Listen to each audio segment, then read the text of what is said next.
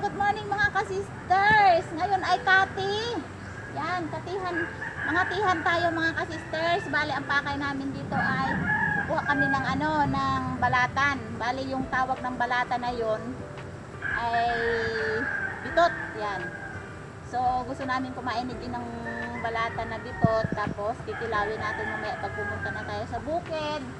So, sana swertihin tayo at marami tayong mahigitang balatan. Ayan. Kung ano makikita natin dyan mga sisters, idagdag na natin para tayo ay may pang-ulam ngayong araw mga ka-sisters. Dito tayo sa mga kabatuhan na to o sa katihan para makakita tayo ng pang-ulam natin mamaya. So, let's go mga ka-sisters.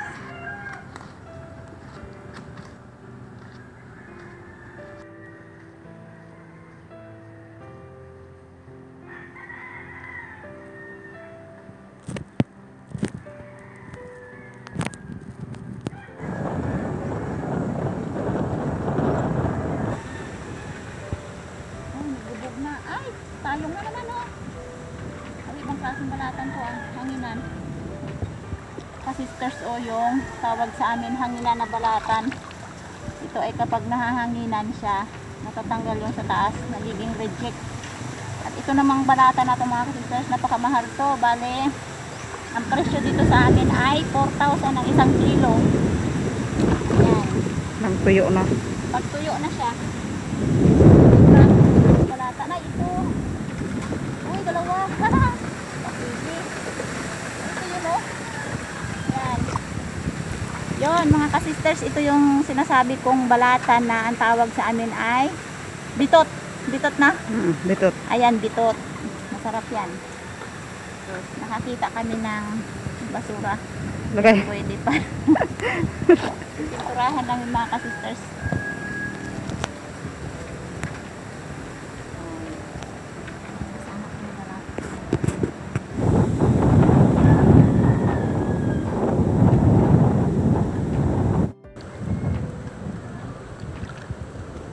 Dugo. Ay mga ka-sisters, oh, dugo-dugo. Pinakain din namin ito. Ayan siya, oh. Yan. Pag nahawakan mo siya, lumalabas yung dugo-dugo niya, oh. Ito lang naman ang kinakain sa taas, pero yung silalim hindi kasi may buhangin yan. So, hindi pa yan natin kukunin. Balik natin yan sa ano.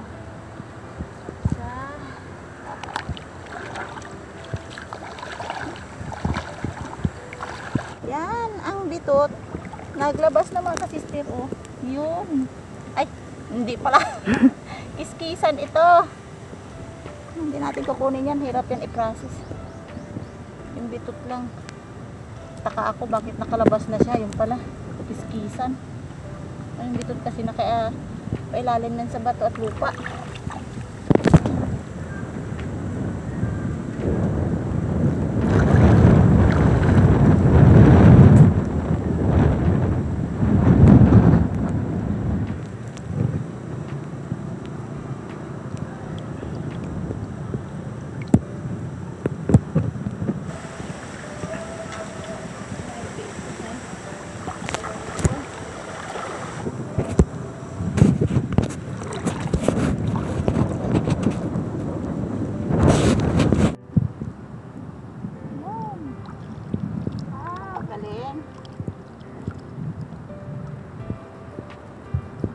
Hindi masyadong makita sa ilalim. Ay, Lubog. marako. Meron pa. Ito o meron, pero hindi ito pinakain. Ibang klaseng balatan yan. Kapakapakaba. Ayan mga ka-sisters, balik kami ni Jen ay uuwi na. At sobrang tanghali na talaga dito sa amin at kailangan na kaming Mainit na. makakain kasi oras na ng tanghalian at ito ang aming kakainin ni Jen. Bale, imumukbang lang namin itong balatan mga ka-sisters at salamat naman at nakakuha kami na medyo marami-rami. Yan, dalawa lang kami ni Jen ang kakain ito mga ka-sisters. Abangan nyo po kung paano namin ito gagawin. Ayan, mukbang balatan. Okay?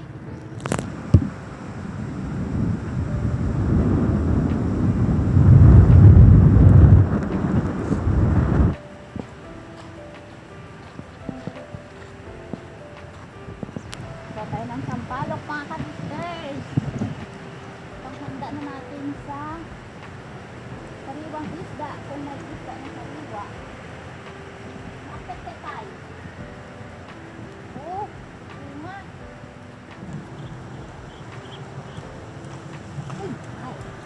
Ay, hindi pa masyadong magulang.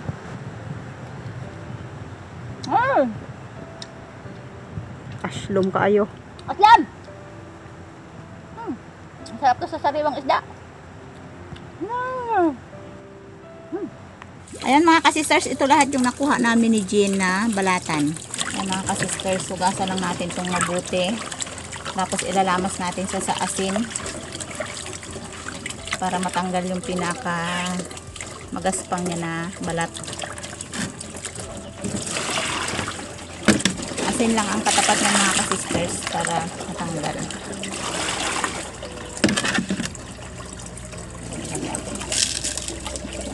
Damihan.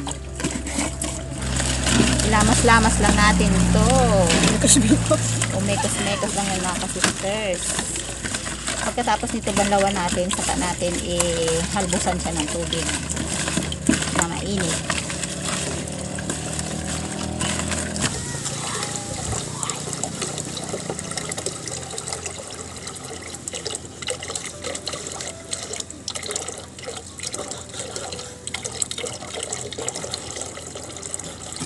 Bibiakin lang natin ito, tapos hiwa-hiwain ng maliliit. Ayan mga kasisters, matapos natin malinisan siya na nakuha yung kanyang bituka ay yan, i-process na natin para sa ating bale. Ang gagawin natin dyan mga kasisters ay hahalbusan siya ng tubig na mainit. Hindi masyadong matagal at hindi naman madali lang. Kailangan matsimpuhan mo na eksakto lang ang pagka lambot niyan, kasi pag sobrang tagal mga kasister ang paglaga nito ay maninigas siya o titigas yung ating balatan at hindi na kayang kainin dahil bakunat na matigas. Pero yung ganitong balatan mga kasisters na bitot ang tawag sa amin ay malambot naman siya at napakalasa nito mga kasisters.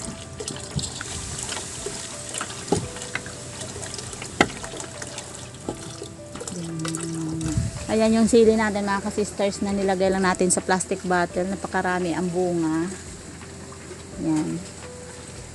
Kuha tayo para sa ating kinilaw. Ayan, ang daming bunga, ang daming hinog. Tapos ang dami pang bulaklak. Puro organic yan mga kasisters ang aking nilagay dyan. Yung mga waste na gulay nalagay ko dito sa taas. Tapos didiligan araw-araw. Magiging ganyan na kadami ang bunga ng sili.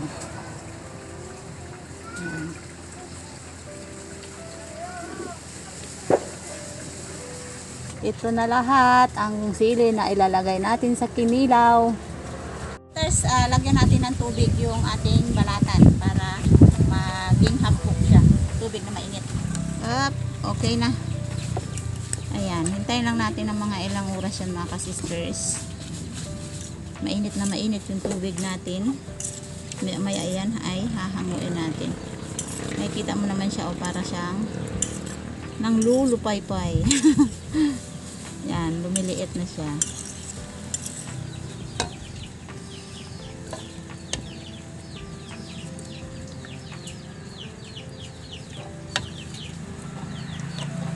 Mga sisters, yung ating na half cook na balatan. So, ang ingredients nito mga sisters ay may sili tayo.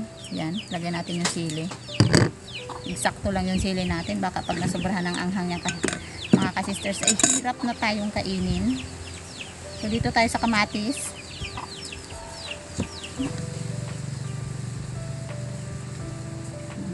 Kuha ko lang yung mga buto-buto niya.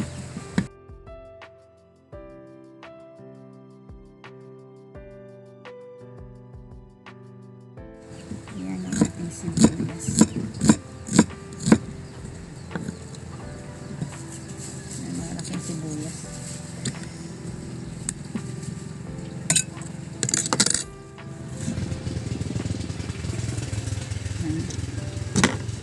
yung ito. Mga sisters, lagyan natin siya ng cucumber. So hindi ko siya babalatan natin siya kasi parang hindi masyadong pilat is ako pag kumain ako ng cucumber na may balat pa. Pero ang sabi nila ay yung balat daw ng cucumber ay marami pa daw yung sustansya. So kunti-kunti lang, parang gagawin lang natin yung cucumber na garnish para may design naman siya ng kunti. Yan, ang ganda tingnan.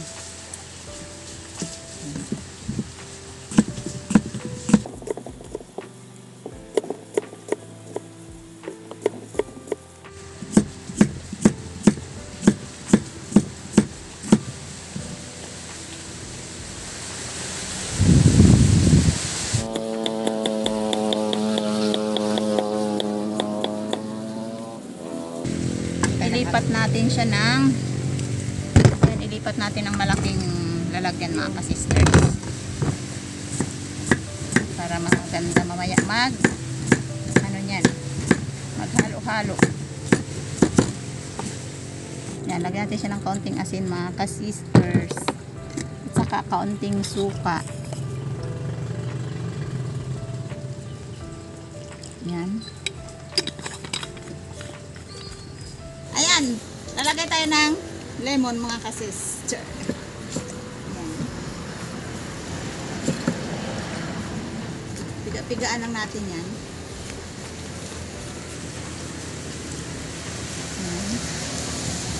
Alinis naman yung ating kamay para magpiga-piga. Ayan. Ayan.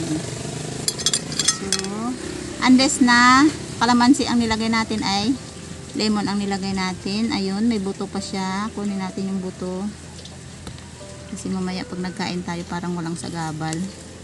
Ayan, lagyan natin siya ng paminta. Okay. Halo-haloin lang natin to. Lagyan natin siya. Ayan. Yun. Dinurog na sili. Saan na yung sili? Inuna natin yung sili. Ay, maanghang na danhay. Durugin talaga natin yung sili para naman mapil natin yung anghang. Spicy seafood ang kakainin natin.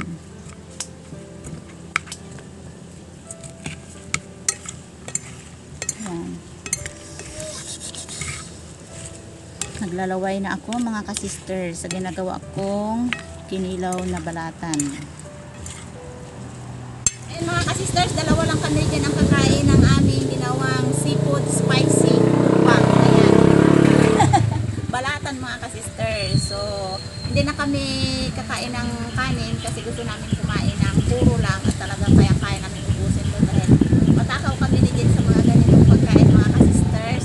Ito ay number 1 na ginagamit namin pampalakas ng aming katawan. parang may pupunta tayong laban dito.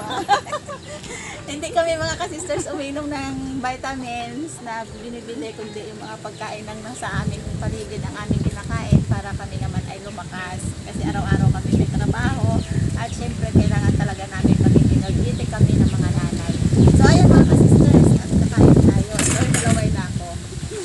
Nalaway talaga ako. Sili na mula na. Hindi na kami magpasalamat sa Diyos kasi lagi naman kami nagpapasalamat at carried na yun para kay God. Okay.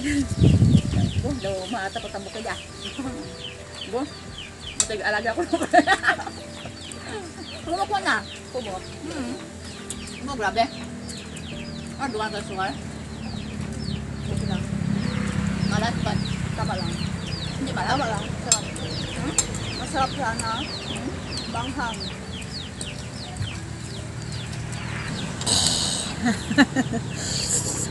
Ayan mga ka-sisters, kakain tayo ng yan lagyan natin ng cucumber, kamatis, yan, bago yung sili.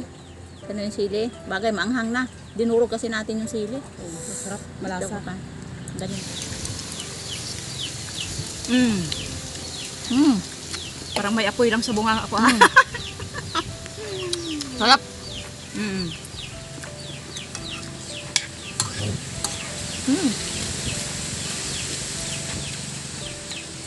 Kayang-kaya ang anghang.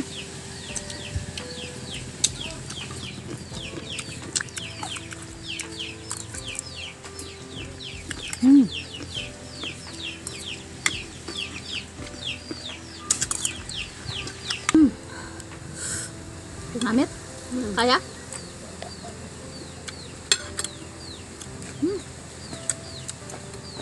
Pero lang to, puro mga kiskisan tan ako nakaon. Tiga. Tiga to.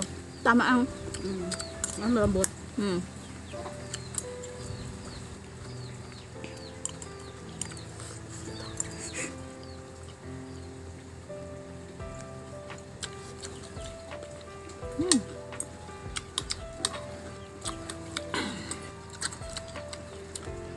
Masarap.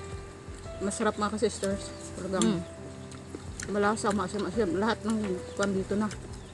Mayamis-yamis, kamatis. Maanghang. Maanghang. Alat-alat. Maasim-asim. Sumisipol ako eh. Malambot mga ka-sisters. Yung mga gunang. Hanggang siya. Parang kumakain ka lang ng ano, yung balat ng baboy na sinigang. Ganyan kalambot yung balatan. Naimos. Sabor.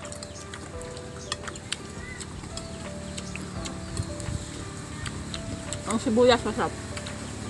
Sinilaw.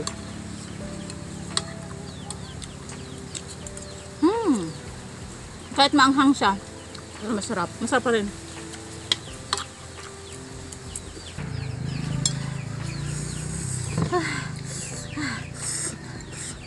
Bulabang ka talaga din? Saan tayo mo anghang, no? Wala sili yun? Sampung sili? Sampung sili nilagay namin eh. Ang native. Eh mga ka-sisters, kunti na lang natira. Sabi niya, tirahan daw. Pero hindi ito kaya kasi sobrang maanghang. So ay mga ka-sisters, babal na kami. Thank you for watching.